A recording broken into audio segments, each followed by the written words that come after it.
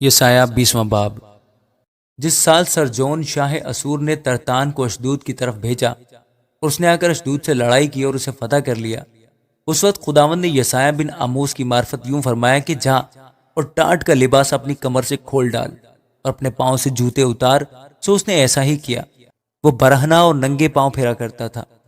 تب خداوند نے فرمایا، جس طرح میرا بندہ یسایہ 3 برس تک برہنہ اور ننگے پاؤں پھرا کیا تاکہ مصریوں اور کوشیوں کے بارے میں نشان اور اچنبا ہو، اسی طرح شاہ اسور مصری اسیروں اور کوشی اور جلاوطنوں کو، کیا بوڑھے کیا جوان، برہنہ اور ننگے پاؤں اور بے پردہ سرنیوں کے ساتھ مصریوں کی رسوائی کے لیے لے جائے گا۔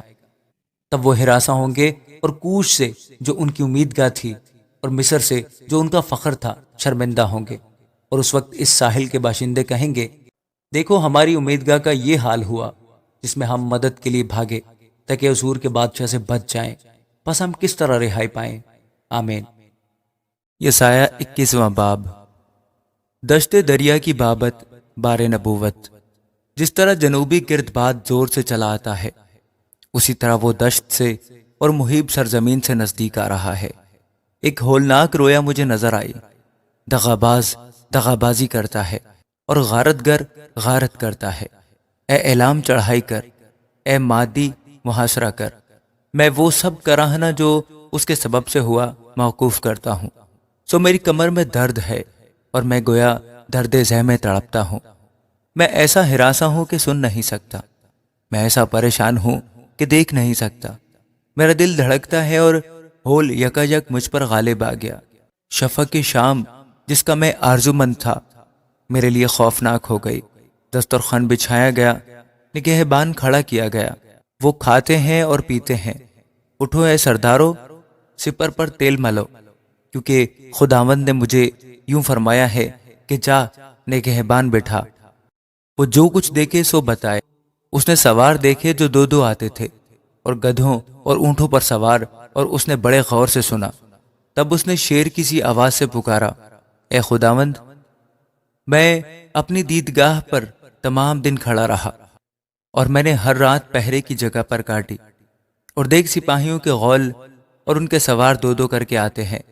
پر اس نے یوں کہا کہ بابل گر پڑا اور اس کے معبودوں کی سب تراشی ہوئی مورتیں بالکل ٹوٹی پڑی ہیں۔ اے میرے گاہے ہوئے اور میرے کھلیان کے غلہ، جو کچھ میں نے رب الافواج اسرائیل کے خدا سے سنا تم سے کہہ دیا۔ دوما کی بابت بار نبوت۔ کسی نے مجھ کو شعیر سے پکارا کہ اے نگہبان، رات کی کیا خبر ہے؟ اے نگہبان، رات کی کیا خبر ہے؟ نگہبان نے کہا، صبح ہوتی ہے اور رات بھی، اگر تم پوچھنا چاہتے ہو تو پوچھو، تم پھر آنا۔ عرب کی بابت بار نبوت۔ اے ددانیوں کے قافلوں، تم عرب کے جنگل میں رات کاٹو۔ وہ پیاسے کے پاس پانی لائے۔ تیما کی سرزمین کے باشندے روٹی لے کر بھاگنے والے سے ملنے کو نکلے، کیونکہ وہ تلواروں کے سامنے سے ننگی تلوار سے اور کھینچی ہوئی کمان سے اور جنگ کی شدت سے بھاگے ہیں، کیونکہ خداوند نے مجھ سے یوں فرمایا ہے کہ مزدور کے برسوں کے مطابق 1 برس کے اندر اندر کیدار کی ساری حشمت جاتی رہے گی، اور تیر اندازوں کی تعداد کا بقیہ یعنی بنی کیدار کے بہادر تھوڑے سے ہوں گے، کیونکہ خداوند اسرائیل کے خدا نے یوں فرمایا ہے۔ آمین۔ یسایہ 22واں باب۔ رویا کی وادی کی بابت بار نبوت۔ اب تم کو کیا ہوا کہ تم سب کے سب کوٹھوں پر چڑھ گئے؟ اے پرشور اور غوغائی شہر، اے شادمان بستی، تیرے مقتول نہ تلوار سے قتل ہوئے اور نہ لڑائی میں مارے گئے۔ تیرے سب سردار اکٹھے بھاگ نکلے، ان کو تیر اندازوں نے اسیر کر لیا۔ جتنے تجھ میں پائے گئے سب کے سب، بلکہ وہ بھی جو دور سے بھاگ گئے تھے، اسیر کیے گئے ہیں۔ اسی لیے میں نے کہا میری طرف مت دیکھو، کیونکہ میں زار زار روں گا۔ میری تسلی کی فکر مت کرو، کیونکہ میری دختر قوم برباد ہو گئی، کیونکہ خداوند رب الفاج کی طرف سے رویا کی وادی میں یہ دکھ اور پامالی و بے قراری اور دیواروں کو گرانے اور پہاڑوں تک فریاد پہنچانے کا دن ہے، کیونکہ اعلام نے جنگی رتھوں اور سواروں کے ساتھ ترکش اٹھا لیا، اور کیر نے سپر کا غلاف اتار دیا، اور یوں ہوا کہ تیری بہترین وادیاں جنگی رتھوں سے معمور ہو گئیں، اور سواروں نے پھاٹک پر سفارائی کی، اور یہودا کا نقاب اتارا گیا، اور تو اب دشت محل کے سلاح خانہ پر نگاہ کرتا ہے، اور تم نے داؤد کے شہر کے رخنے دیکھے کہ بے شمار ہیں، اور تم نے نیچے کے حوض میں پانی جمع کیا، اور تم نے یروشلم کے گھروں کو گنا اور ان کو گرایا تاکہ شہر پناہ کو مضبوط کرو، اور تم نے پرانے حوض کے پانی کے لیے دونوں دیواروں کے درمیان ایک اور حوض بنایا، لیکن تم نے اس کے پانی پر نگاہ نہ کی اور اس کی طرف جس نے قدیم سے اس کی تدبیر کی متوجہ نہ ہوئے۔ اور اس وقت خداوند رب الفاج نے رونے اور ماتم کرنے اور سر منڈانے اور ٹاٹ سے کمر باندھنے کا حکم دیا تھا، لیکن دیکھو خوشی اور شادمانی، گائے بیل کو ذبح کرنا اور بھیڑ بکری کو حلال کرنا اور گوشت خواری اور مے نوشی کہ آؤ کھائیں اور پئیں کیونکہ کل تو ہم مریں گے۔ اور ابو الفاج نے میرے کان میں کہا کہ تمہاری اس بد کرداری کا کفارہ تمہارے مرنے تک بھی نہ ہو سکے گا۔ یہ خداوند رب الفاج کا فرمان ہے۔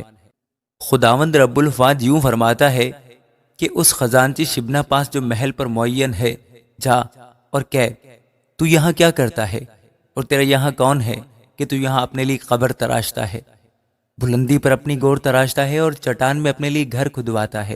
دیکھ ہے زبردست، خداوند تجھ کو زور سے دور پھینک دے گا، وہ یقیناً تجھے پکڑ رکھے گا، وہ بے شک تجھ کو گیند کی مانند گھما گھما کر وسیع ملک میں اچھالے گا، وہاں تم مرے گا اور تیری حشمت کے رتھ وہیں رہیں گے۔ اے میرے آقا کے گھر کی رسوائی، اور میں تجھے تیرے منصب سے برطرف کروں گا، ہاں وہ تجھے تیری جگہ سے کھینچ اتارے گا۔ اور اس روز یوں ہوگا کہ میں اپنے بندہ الیاکیم بن خلقیہ کو بلاؤں گا، اور میں تیرا خلات اسے پہناؤں گا اور تیرا پٹکا اس پر کسوں گا، اور تیری حکومت اس کے ہاتھ میں سپرد کر دوں گا، اور وہ اہل یروشلم کا اور بنی یہودا کا باپ ہوگا، اور میں داؤد کے گھر کی کنجی اس کے کندھے پر رکھوں گا، پس وہ کھولے گا اور کوئی بند نہ کرے گا، اور وہ بند کرے گا اور کوئی نہ کھولے گا، اور میں اس کو کھونٹی کی مانند مضبوط جگہ میں محکم کروں گا، اور وہ اپنے باپ کے گھرانے کے لیے جلالی تخت ہوگا، اور اس کے باپ کے خاندان کی ساری حشمت یعنی آل اولاد اور سب چھوٹے بڑے برتن پیالوں سے لے کر قرابوں تک سب کو اسی سے منسوب کریں گے۔ رب الافواج فرماتا ہے اس وقت کھونٹی جو مضبوط جگہ میں لگائی گئی تھی ہلائی جائے گی، اور وہ کاٹی جائے گی اور گر جائے گی، اور اس پر کا بوجھ گر پڑے گا، کیونکہ خداوند نے یوں فرمایا ہے۔ آمین۔ یسایہ 23واں باب۔ سور کی بابت بار نبوت۔ اے ترسس کے جہازوں واویلا کرو، کیونکہ وہ اجڑ گیا، وہاں کوئی گھر اور کوئی داخل ہونے کی جگہ نہیں۔ کتیم کی زمین سے ان کو یہ خبر پہنچی ہے۔ اے ساحل کے باشندوں، جن کو سیدانی سوداگروں نے جو سمندر کے پار آتے جاتے ہیں مالا مال کر دیا ہے، خاموش رہو۔ سمندر کے پار سے سیہور کا غلہ اور وادی نیل کی فصل اس کی آمدنی تھی، سب وہ قوموں کی تجارت گاہ بنا۔ اے سیدہ تو شرما، کیونکہ سمندر نے کہا ہے، سمندر کی گھڑی نے کہا، مجھے درد ذہ نہیں لگا اور میں نے بچے نہیں جنے، میں جوانوں کو نہیں پالتی اور کنواریوں کی پرورش نہیں کرتی ہوں۔ جب اہل مصر کو یہ خبر پہنچے گی تو وہ سور کی خبر سے بہت غمگین ہوں گے۔ اے ساحل کے باشندوں، تم زار زار روتے ہوئے ترسس کو چلے جاؤ۔ کیا یہ تمہاری شادمان بستی ہے جس کی ہستی قدیم سے ہے؟ اسی کے پاؤں سے دور دور لے جاتے ہیں کہ پردیس میں رہے۔ کس نے یہ منصوبہ سور کے خلاف باندھا جو تاج بخش ہے، جس کے سوداگر عمرہ اور جس کے بیوپاری دنیا بھر کے عزت دار ہیں؟ رب الفاج نے یہ ارادہ کیا ہے کہ ساری حشمت کے گھمنڈ کو نیست کرے اور دنیا بھر کے عزت داروں کو ذلیل کرے۔ اے دختر ترسس، دریائے نیل کی طرح اپنی سرزمین پر پھیل جا، اب کوئی بند باقی نہیں رہا۔ اس نے سمندر پر اپنا ہاتھ بڑھایا، اس نے مملکتوں کو ہلا دیا۔ خداوند نے کنعان کے حق میں حکم کیا ہے کہ اس کے قلعے مسمار کیے جائیں، اور اس نے کہا، اے مظلوم کنواری دختر سیدہ، تو پھر کبھی فخر نہ کرے گی۔ اٹھ کتیم میں چلی جا، تجھے وہاں بھی چین نہ ملے گا۔ کسدیوں کے ملک کو دیکھ، یہ قوم موجود نہ تھی، اسور نے اسے بیابان کے رہنے والوں کا حصہ ٹھہرایا۔ انہوں نے اپنے برج بنائے، انہوں نے اس کے محل غارت کیے اور اسے ویران کیا۔ اے ترسس کے جہازوں واویلا کرو، کیونکہ تمہارا قلعہ اجاڑا گیا۔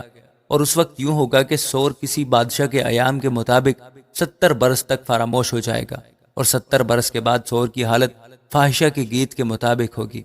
اے فاحشہ، تو جو فراموش ہو گئی ہے، بھربت اٹھا لے اور شہر میں پھرا کر، راگ کو چھیڑ اور بہت سی غزلیں گا کہ لوگ تجھے یاد کریں۔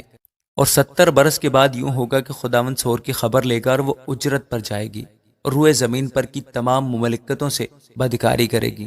لیکن اس کی تجارت اور اس کی اجرت خداوند کے لیے مقدس ہوگی، اور اس کا مال نہ ذخیرہ کیا جائے گا اور نہ جمع رہے گا، بلکہ اس کی تجارت کا حاصل ان کے لیے ہوگا جو خداوند کے حضور رہتے ہیں، کہ کھا کر سیر ہوں اور نفیس پوشاک پہنے۔ آمین۔